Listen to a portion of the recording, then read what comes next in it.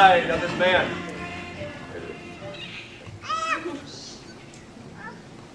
You may be seated.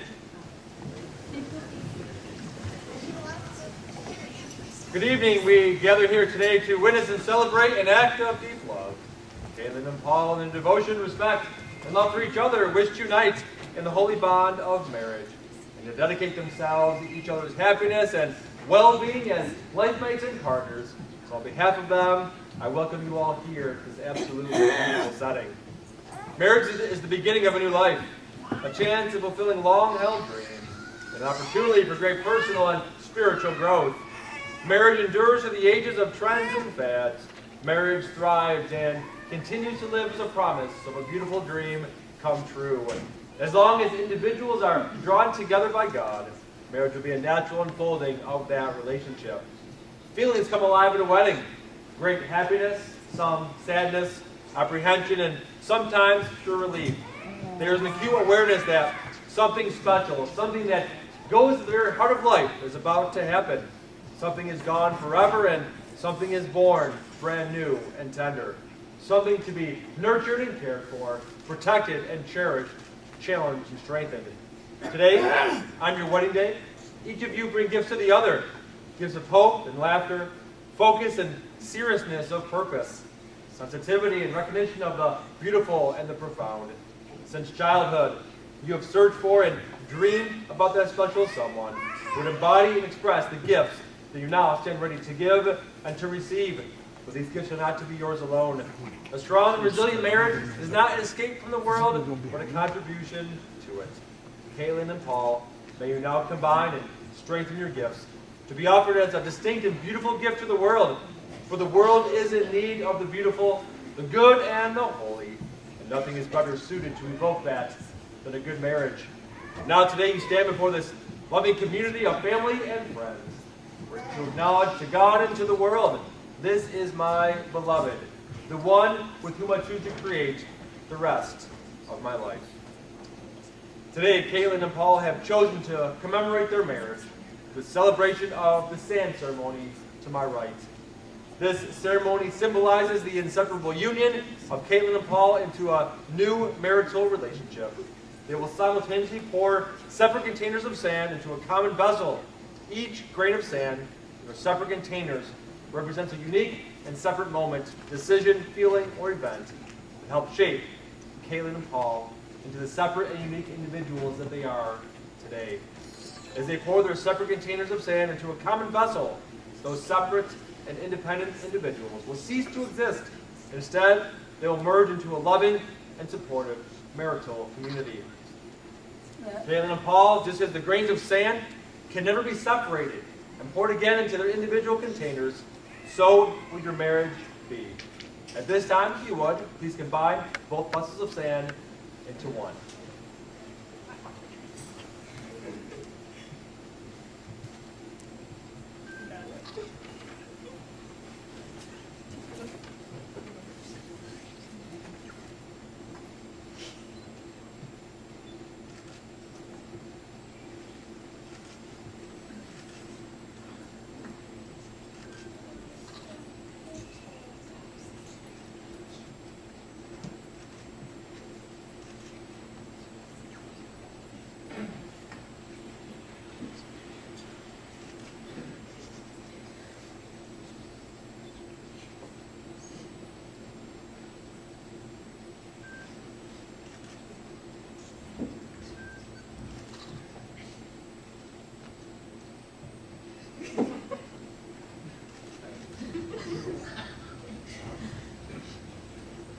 Not bad, not bad. This time I'm going to have you guys go ahead and face each other. Go ahead and join hands. And I'm going to ask you to take a vow. Paul, I'll start with you.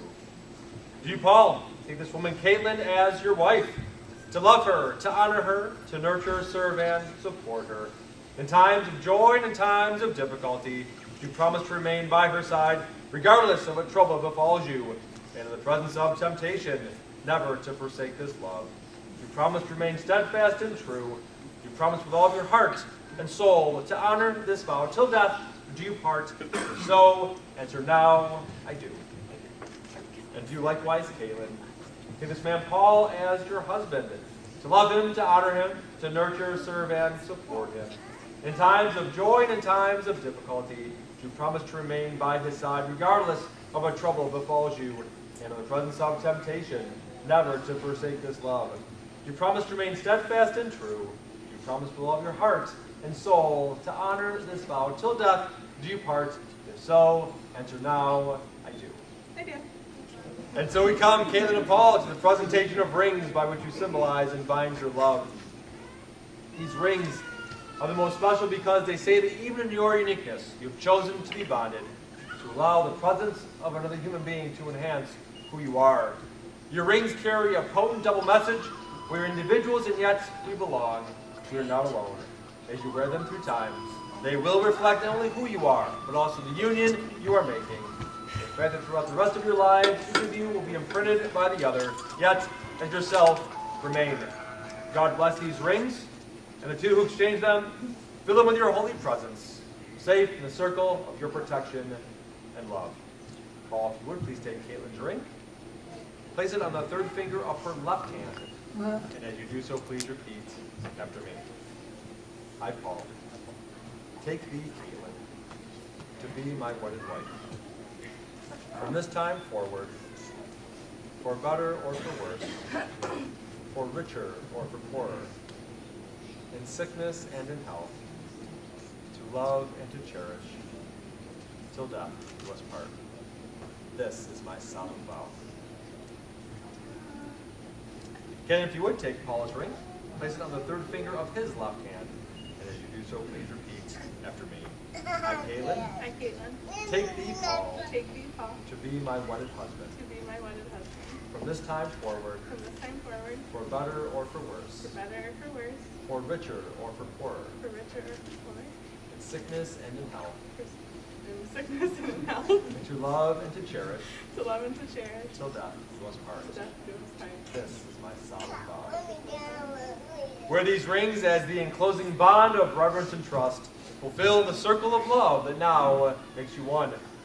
For as much as you, Caitlin, and you, Paul, have openly declared your wishes to be united in marriage, in the presence of all these witnesses, have pledged love to each other, have confirmed the same by joining hands, exchanging rings, and declaring your vows. I is legally authorized to do so by the state of New York, pronounce that you are now husband and wife. Paul, congratulations. You may now kiss your bride.